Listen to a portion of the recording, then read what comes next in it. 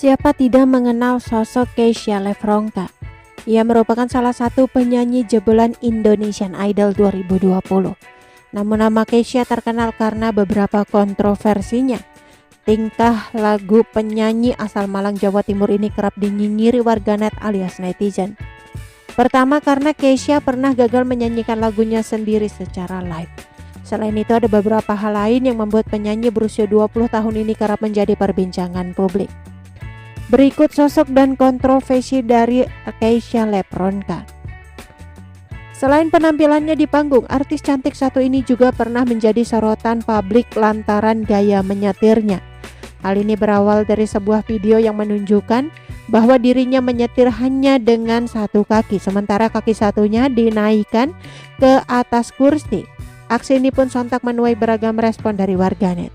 Selain bisa membahayakan diri sendiri, Keisha dinilai memberikan contoh tidak baik sebagai public figure. Dilansir dari tribunjatim.com, kontroversi pertama dari penyanyi jebolan Indonesian Idol ini terjadi ketika ia membawakan lagunya sendiri yang berjudul Tak Ingin Usai. Lagu itu memiliki lirik yang menyayat hati dan bernada tinggi. Namun dalam beberapa penampilan saat live, Keisha terekam gagal sampai pada nada tinggi tersebut. Seperti saat ia tampil di Malaysia, Keisha kembali gagal mencapai nada tinggi dan suaranya sumbang. Bukan hanya satu video, Keisha Lefronka gagal menyanyikan nada tinggi lagu Tak Ingin Usai dalam beberapa penampilan live-nya. Mengetahui penampilannya dikritik warganet, Keisha memberikan tanggapan melalui unggahan di akun TikTok miliknya. Keisha menegaskan menerima hujatan yang dialamatkan kepadanya dengan lapang dada.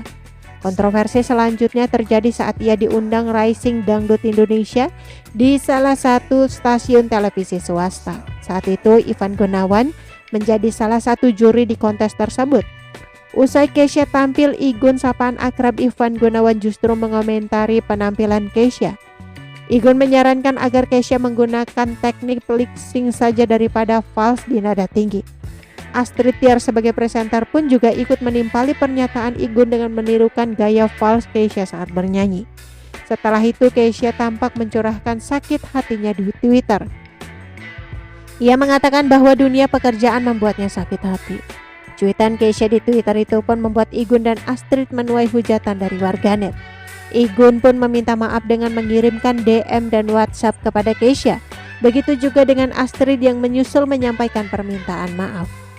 Baru-baru ini Keisha pun diundang dalam podcast Viniar dan Volix Media yang dipandu host Marlo Ernesto.